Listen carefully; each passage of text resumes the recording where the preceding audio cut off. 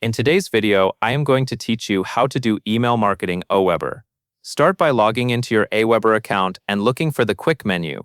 Click into it, then use the search bar and type the word list. This is the fastest way to get to the list section without hunting through the full navigation. Once you are on the lists area, select Create a List. Here you will set the foundation for your email marketing. Enter your business name and a clear description of what subscribers are signing up for. Take a moment to double-check your list name and your sender details, because these are what your audience will see in their inbox. When everything looks correct, go to the bottom and choose Create List. Next, you will build a way for people to join that list. Go to Pages and Forms, then open Sign Up Forms.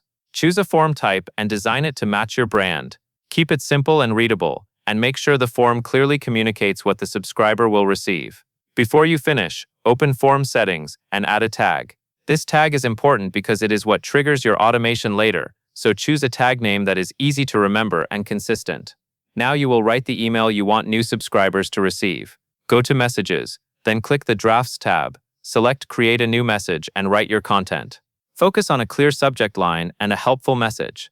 You can welcome them, set expectations, and deliver whatever value you promised on the sign-up form. Save it as a draft when you are done. After that, you will connect everything with automation. Go to Automations, then open Workflow. At the top, click Create Workflow. For the trigger, select Tag Applied, then enter the exact same tag you added in your form settings. The spelling must match exactly. To send your email automatically, add a message by dragging the Send Message action into the workflow.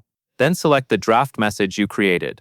Finally, click Save and Exit, and set the campaign status to Active so it actually runs. To track performance, go to the Reports tab and review your opens and clicks over time. That covers everything you need to know.